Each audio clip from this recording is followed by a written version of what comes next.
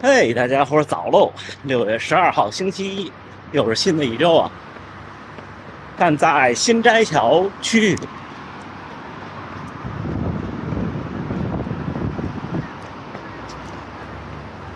这边也在到处施工修路，这条路修了好久，不知道要修成什么样。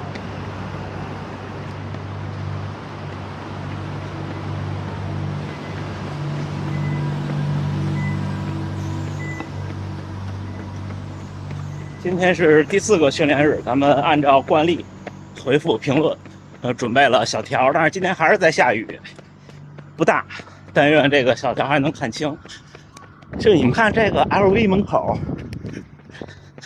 天天早上起来排队，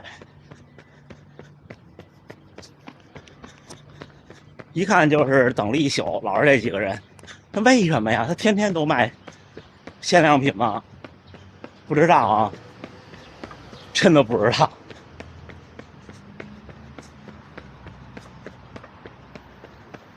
这些事儿其实跟我都没关系，就像昨天说的是，这些奢侈品或者稍微贵点的东西，我都没概念，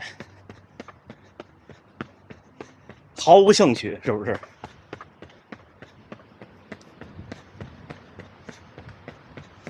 清晨跑过这条街道特别有意思，好多刚下班的或者玩了一宿的，不管是星期几，周末的时候会多一些，尤其是周六的早晨。看这边都是这种品牌。以前去东京旅行，看见银座那边那条主干道，就是东京马拉松30公里左右的那，有特别大的独栋的 LV 什么的，那门口站着穿西服的工作人员，我跟家属都不敢靠近。哼。行，一会儿咱换个视角聊评论啊。今天跑的少，轻松跑，加油干，加油干。今天看看街景吧，今天下雨，街上人少。有个小伙伴说晨跑了故宫的路线，觉得特别不错，确实挺不错的。对北京来说，我比较怀念的路线就是故宫和二环。二环说过很多次，从小在二环边上长大。看着二环路从那种一块一块的洋灰路变成了柏油路，那时候小时候最深刻的记忆就是周末，家里人带着出去玩，那时候住在东二环，然后有时候打车，一般小时候去哪儿呢？去动物园，去石景山，或者是去那个科技馆。都得跨过半个甚至是多半个或者少半个二环，在车上的感觉就是每隔一个固定的时间就咯噔一下，因为它两块洋灰中间有那个缝隙。然后那时候我懂得了，家人给我讲说这个叫热胀冷缩，它铺上的时候其实是严丝合缝的，年头长了以后，它随着使用随着磨损，中间就有缝了。那时候也不堵车。后来等我上小学，北京就开始堵车了，二环路就变得特别的拥堵。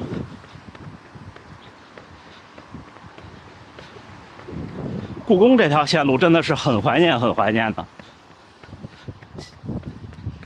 下次回北京，一定跑故宫，到时候咱们约。以前我老不好意思，我觉得让大家规定一个时间和地点不合适，咱可以约人多在一起玩一玩。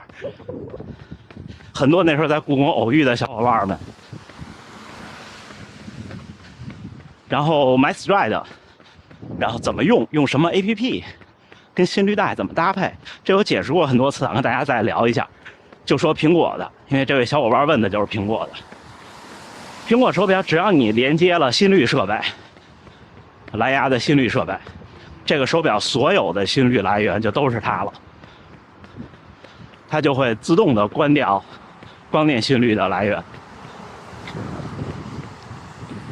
不管是你休息的时候还是你运动的时候，所以这个就解释清楚了。然后 Stride 目前官方的苹果手表原生的跑步软件是不支持的，就是说你在蓝牙设备里也看不到它，你只能通过第三方 APP 连接它。比较推荐，如果您买最新一代的，那就是用它官方的 APP 就挺好用的，而且所有数据都没问题。缺点是它能够写入苹果健康的数据有限，还等软件在进步。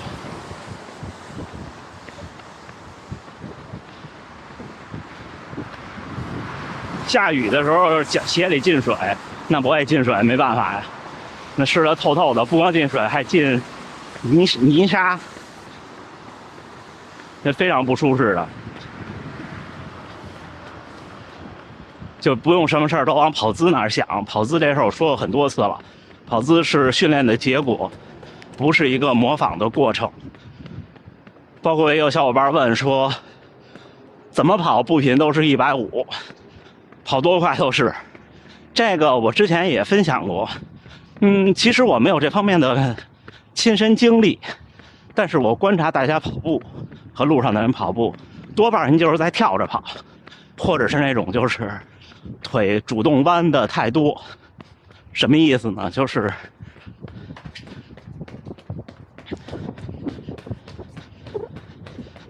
我认为跑步的时候膝盖应该是刚性的，或者刚性的居多，落地的时候膝盖肯定是弯曲的，但是你就不要再往下做那一下了，那一下没有什么帮助，就不要刻意的去做动作，可能会有改善。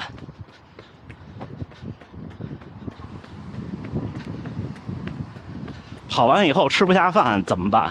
进步很快，这位小伙伴，我的分析就是您的训练强度超过了您的可以承受的范围。您年轻，现在可能其他地儿不觉得，但是没胃口，是吧？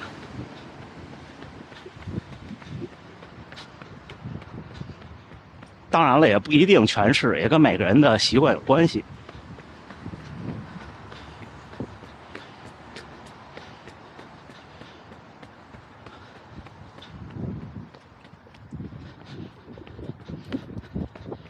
跑完以后应该觉得特饿，您就跑的叫什么？跑出感觉了。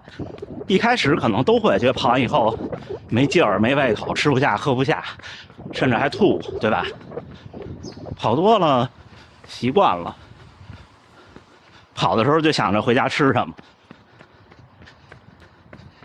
入耳式耳机中耳炎，这抱歉我也没有概念，因为我是特别偏亚洲东北方向的这个基因。就第一，我汗腺不发达；第二呢，所有的比如分泌物，像耳朵呀、鼻子呀都很干，就不是那种油性的或者湿性的，所以我没有这个困扰。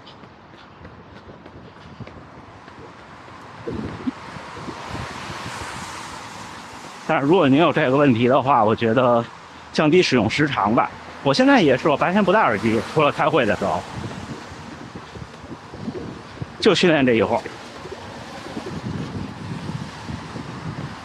不考虑前265和 Ultra 怎么选，这个如果您是苹果产品的用户，那果断选 Ultra 呀。如果您不是，就单纯为了跑步，那就265啊。苹果整个这个体系带来的便捷还是不容小视的，而且同时它是一个，其实它是一个很开放的生态。你们看，每天我的数据都是 Stride 的原始数据，还有佳明的原始数据弄出来的。所以就有小伙伴问有些厂商的表，我其实没法回答您，因为我没用过。但是我的核心观点是，生态必须开放，数据必须开放。如果不开放，你将来你换品牌怎么办？或者咱们说的再严重一点，品牌没了怎么办？哦，这过不去了。这儿是个还有划艇、游船，这条河一直能连到我家门口。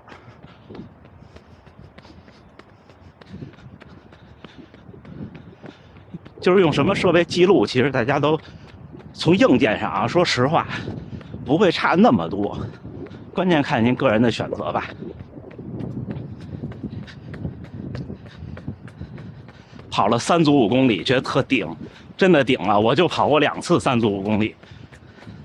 第一次跑的时候是为了准备那年取消的北京马拉松，赛前半个多月，每一个5公里，前2个是19分钟，最后一个18分钟，中间间隔是8分钟慢跑。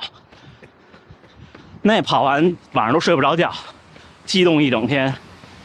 恭喜你啊，能跑下3个5公里的这种课表的，已经是，我估计您比我现在强。这就是我想说的，好多小伙伴反馈说各种问题，其实归根结底是这样。我说的直接点啊，您别介意，包括我自己也在内，我们的问题都来源于，就我们的焦虑都来源于认识到了自己的问题。我们焦虑马拉松跑崩，我们焦虑跑不快，我们焦虑出现各种问题，都是源自于我还没有努力到让我不焦虑的程度。同意吧？追求跑姿，追求步幅，追求步频，追求所有。其实我相信您心里明白，多跑会解决的。但是您想事半功倍，人都这么想，这没什么错，我也这么想，所以我才说时不时的要纠正一下自己的心态，都会好起来的。我的这块955是国行还是其他国家的版本，这个不重要啊，就是我试验过，以前佳明的手表是中国以外的产品是没有中文的，当然这其实对我没问题，有时候甚至这种屏幕上看英文字体会更舒服，现在都没事了。而且我这块表如果连接中国区的账户，支付呢就会出现支付宝和微信，如果连接国外的账户，支付那就是信用卡，音乐也一样，也会跟着切，所以你买哪儿的应该都无所谓。但是对于跑者来说，我还是建议265，不要买955或者965。6月12号星期一清晨，训练结束啊，雨又下大了，7点04，跑了一个15公里，1小时13，平均配速4分55，功率205，心率142，步频197。今天就真的是轻松跑了，然后过程中冲了1公里，3分50多的配速，其实不能叫冲吧，就是加速1公里，找找速度感，最后一天，然后明天休息了。昨天好多小伙伴都跑了很不错的成绩，或者说是很不错的比赛体验。您记住，甭管是成功的，还是您认为失败的、跑崩的、出问题的，都是经验和财富。这些能够，你看好的体验能够激励您下一次比赛，不好的体验呢，能够让您更加振奋和警醒。就像我说的，要时不时的对自己在各方面有一个评价和纠正。刚才还有一个最后问题没回完啊，关于万书比赛这6场签证的事儿。其实这个，咱说句实话，国内各个地区签证的政策可能也有不一样。至少我在北京，我这些签证都挺顺利的。像日本的签证，第一次来的时候就是单次的旅游签，然后之后就是3年签，因为一开始第一次来的时候经济实力还达不到。之后美国的签证其实我觉得是最简单的一个，就是其实它并没有硬性要求的材料，你就去，然后准备的充分点，可能人家会问你。但是其实咱们说实话啊，一旦被问，大多数情况下就可能会有问题。像我那种情况就是我跟家属一起去的，他那个你就赛前预约，然后排队，然后进去以后，你要是一家子或者一起的就一起聊，跟签证官也基本上就是讲中文，然后问去干嘛，去跑马拉松就完事儿了。然后欧洲的签证其实很简单，你就按部就班的办，一般都是代办机构，因为欧洲很多使馆是不直接收签证资料的。那比方说我在北京办当时英国的签证，就是直接在那个侨务房草地那有一个签证中心收材料，它都写得很清楚需要什么。然后其他申根地区的签证就更容易了。但是那时候我那个时候还没有像现在有这么长时间的，大部分都是单次进出的。现在可以办，好像能办90天的还是多少天的，我不太知道了。行吧，那今天就这么着，还是祝大家能努力生活，健康平安。周末的一场比赛过去，基本上春季的赛季就过去了。加油干，我们一起努力下去，迎接秋天的赛季，秋天就会有好成绩了。咱下次再见。